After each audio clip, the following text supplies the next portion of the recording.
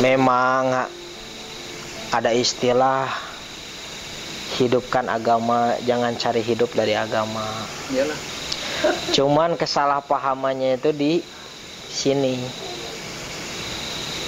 Kita berjuang untuk memperjuangkan agama, tapi orang-orang mengatakan, wah kamu itu cari hidup dalam agama. Padahal bukan maksudnya cari hidup. Iya. Mengamalkan ilmu itu kewajiban. Iya. Cuman orang harus paham, dia punya keluarga, Iya. dia punya saudara, dia punya tanggungan. Kita butuh ilmunya. Dia mau mengajarkan ilmunya kepada kita, tapi kita tidak memahami kondisi dia. Iya. Disangkanya apa? Cari hidup dalam agama. Padahal kan itu apa? Emang ada anak-anak makan pakai Yasin? Justru memberi sedekah kepada guru, itu kan timpalannya baliknya kepada kita. Bahkan kalau dalam hadis itu kan memberi 1 dirham kepada orang yang menuntut ilmu atau yang menyebarkan ilmu, pahalanya lebih besar daripada gunung Uhud. Mungkin tahu kan gunung Uhud gimana? Pahalanya lebih besar. Kita bukan menghargai orangnya, ilmunya. Karena orang itu ilmu juga dibagi. Ada ilmu itu yang bisa menyampaikan dia nyampe ke Allah, ada ilmu yang menghalangi dia nyampe ke Allah. Contohnya ilmu yang menyampaikan dia ke Allah, waktunya adzan. Lebih-lebih misalkan tokoh agama atau misalkan dia seorang kiai ke masjid duluan, sholat sunnah dulu. Berarti dia apa? Ilmu yang dia miliki itu menyampaikan dia sampai ke Allah. Ada yang menghalangi sampai ke Allah. Contohnya apa? Saya nyantai aja, belum ada saya gak bakal komat. Udah ngehalangin kan. Makmum yang lain atau jamaah yang lain udah sholat sunnah dulu, dia datang nyuruh komat. Orang lain dapat untung dulu, dia cuma dapat fardunya aja. Kan sunnah ini itu kan ibaratnya untungnya. Nah, kalau fardu itu modal. Iya. Kalau modal itu ibarat makan cuma nasi. Iyalah. Nah, lauknya itu sunnah. Jadi kayak sholat tuh kayak wiridan, dikiran, sholat sunnah. Makanan pokoknya nasi. Memang mau makan nasi doang? Tidak ada lauknya. Jadi ilmu itu ada yang ilmu manfaat, ada ilmu juga yang membuat bahaya. Bukan ilmunya, tapi orangnya. Ya. Sebagaimana dia menyalurkan ilmu itu seperti apa. Nah, kalau saya lihat sih memang banyak kadang orang-orang yang mempunyai ilmu, tapi ilmunya dipakai buat ngebohongin orang. Nah, itu yang bahaya. Pakai hadis dengan dalih kayak gini. Jadi untuk hampir nako di alam sebelah. Bilang itu banyak. Iya. Bahkan sekarang kita nggak bisa bedakan mana dukun mana kiai. Dua-duanya pakai sorban. Iya. Mana yang benar, mana yang pembohong. Cuman kalau dukun itu nggak mungkin dia ngajarin benar. Nah, kalau kiai pasti. Iya. Nah, cuman kita kadang salah kalau itu yang kayak gini kiai, yang kayak gini enggak. Karena orang itu nggak bisa dinilai dengan wujudnya. Ada yang orang itu sunnah pakai sorban, padahal yang sunnah itu bukan sorban, imamah. Imamah itu yang di sorban di sini. Banyak. Jadi orang-orang kok kayak gini, kasihan ya. Tapi kan menurut orang sebagian ini, wah dia menyebarkan ilmu dengan baik, padahal ada udang di balik batu. Ayo. Bahkan Imam Ghazali aja pernah dapat pelajaran dari perampok. Imam Ghazali, pengarang kitab Ihya, dapat pelajaran dari rampok. Ketika waktu itu perampok itu mengambil semua karangan kitabnya, dan Imam Ghazali menangis.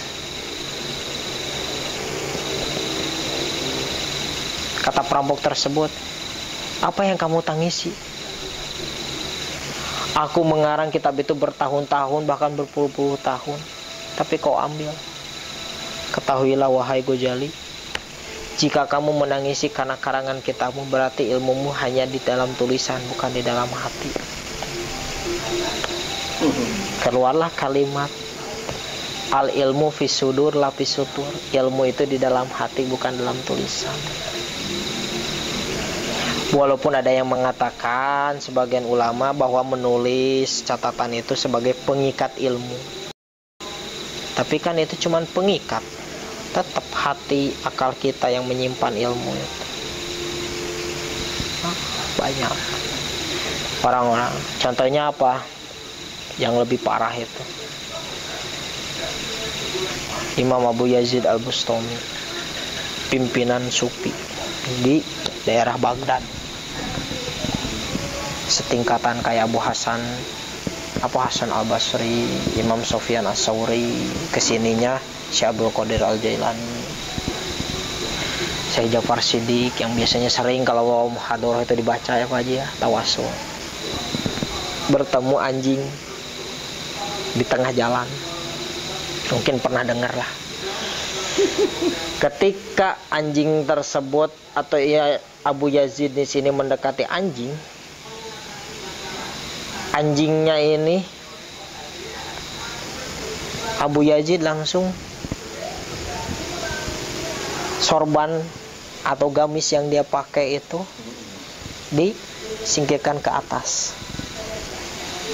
Dengan kuasa Allah, seketika anjing itu menatap dan berkata, "Wahai Abu Yazid, kenapa engkau sing-singkan jubahmu yang mulia itu? Jika engkau terkena, sedangkan aku dalam posisi kering."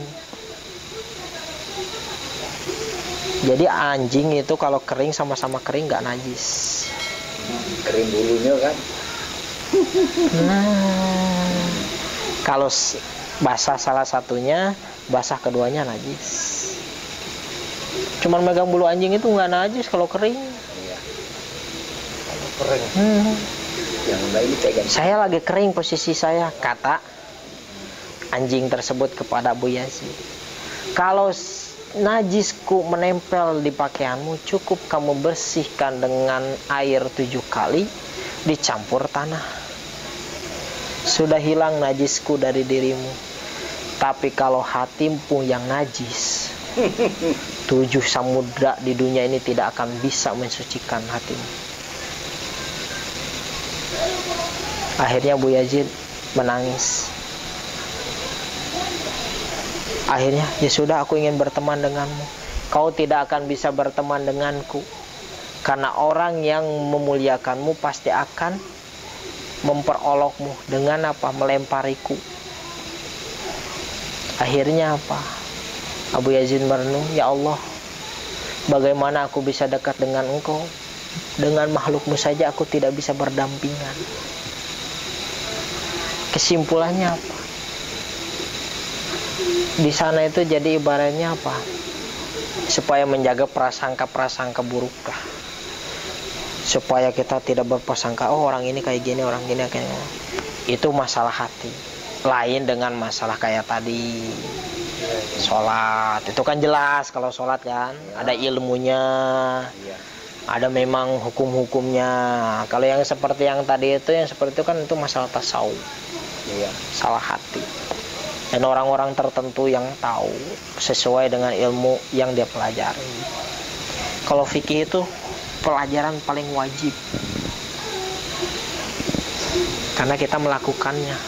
Sholat kan nggak bisa diwakilkan. Lain dengan fardu kifayah atau yang lainnya. Makanya mencari ilmunya, terutama bab fikih, itu wajib. Ya gimana kita mau tahu itu fikihnya fardu ain, fardu kifayah, sunnah dan yang lainnya kalau tidak dipelajari. Cuman belajarnya itu kalau bisa kan langsung pakai kitab yang ngajarnya. Kalau yang yang belajarnya mau pakai kitab langsung, alhamdulillah. Cuman modal kuping, asalkan dia betul-betul mendengarkan, masya Allah kan.